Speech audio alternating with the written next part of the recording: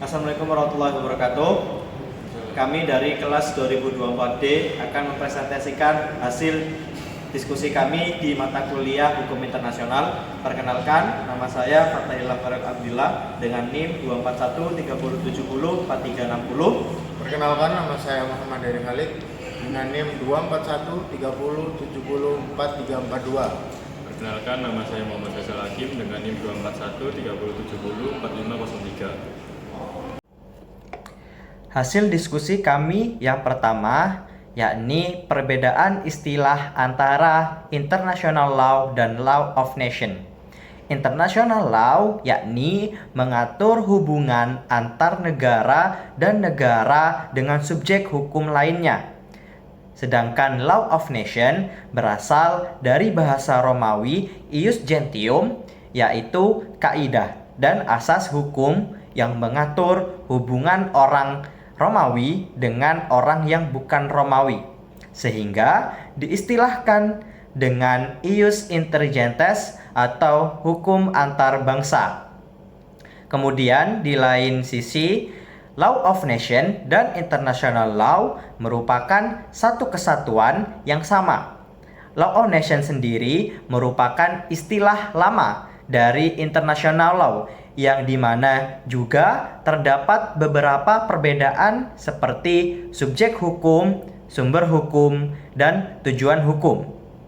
Kemudian perbedaan lainnya antara Law of Nation dan International Law yakni Law of Nation dan International Law juga bisa dilihat dari bahwa istilah Law of Nation paling mendekati kenyataan dan sifat hubungan dan masalah yang menjadi objek bidang hukum ini, yang pada masa sekarang ini tidak hanya terbatas pada hubungan antar bangsa, antar negara saja, tetapi juga meliputi antar perorangan seperti hukum perdata internasional atau semacamnya. Sumber hukum internasional. 1. Perjanjian internasional. Perjanjian yang diadakan antara anggota masyarakat bangsa-bangsa yang bertujuan untuk mengakibatkan akibat hukum tertentu. Ada 3 tahap dalam membuat perjanjian internasional. Yang pertama, perundingan. Yang kedua, penandatanganan. Yang ketiga, pengesahan. Sumber hukum internasional yang kedua, kebiasaan internasional. Kebiasaan internasional merupakan sumber hukum terpenting dalam hukum internasional. Artinya, hukum kebiasaan internasional adalah kebiasaan internasional yang merupakan kebiasaan umum yang diterima sebagai hukum. Untuk dapat dikatakan sebagai kebiasaan internasional memerlukan unsur-unsur berikut. 1. Harus terdapat suatu kebiasaan yang bersifat umum. 2. Kebiasaan itu harus diterima sebagai hukum. Yang ketiga, prinsip hukum umum. Sumber hukum ketiga adalah asas hukum yang diakui oleh bangsa-bangsa yang beradab. Yang dimaksud asas hukum umum adalah asas hukum yang mendasari sistem hukum modern menurut pasal 38 ayat 1. Asas hukum umum merupakan suatu sumber hukum primer yang berarti berdiri sendiri di samping kedua sumber hukum sebelumnya, yaitu perjanjian internasional dan kebiasaan internasional. Yang keempat adalah sumber hukum tambahan. A. Keputusan pengadilan dan pendapat para sarjana terkemuka di dunia. Keputusan pengadilan dan pendapat para sarjana hanya sumber tambahan. Keputusan pengadilan dan pendapat para sarjana itu sendiri tidak mengikat, artinya tidak dapat menimbulkan suatu kaidah hukum. B. Keputusan badan perlengkapan organisasi dan lembaga internasional.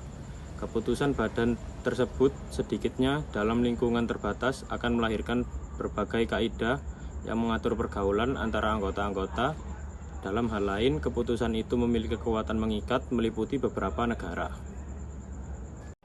Hukum internasional mengatur hubungan antar negara berdaulat, sedangkan hukum nasional mengatur hubungan antar warga negara serta warga negara dengan negara. Perbedaannya hanya di bagian subjek, sumber, dan tujuan hukum. Baik, subjek hukum internasional, yaitu meliputi negara, merupakan salah satu subjek hukum internasional dalam arti klasik dan telah demikian halnya sejak lahirnya hukum internasional dan hakikatnya merupakan hukum antar negara. Yang kedua, tahta suci. Hal ini merupakan peninggalan atau kelanjutan sejarah sejak zaman dahulu, ketika Paus bukan hanya merupakan kepala gereja Roma, tetapi memiliki pula kekuasaan duniawi. Tahta suci merupakan suatu hukum dalam arti yang penuh dan sejajar kedudukannya dengan negara. Yang ketiga merupakan organisasi internasional. Organisasi internasional seperti Perserikatan Bangsa-Bangsa dan Organisasi Buruh Indonesia mempunyai hak dan kewajiban yang ditetapkan dalam konvensi internasional yang merupakan semacam anggaran dasar. Sumber hukum internasional. Yang pertama yaitu perjanjian internasional. Perjanjian internasional adalah perjanjian yang diadakan antar anggota masyarakat, bangsa, dan bertujuan untuk mengakibatkan akibat hukum tertentu.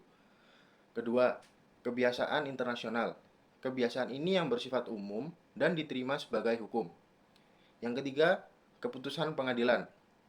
Putusan-putusan pengadilan yang menjadi sumber hukum tambahan. Yang selanjutnya merupakan tujuan hukum internasional.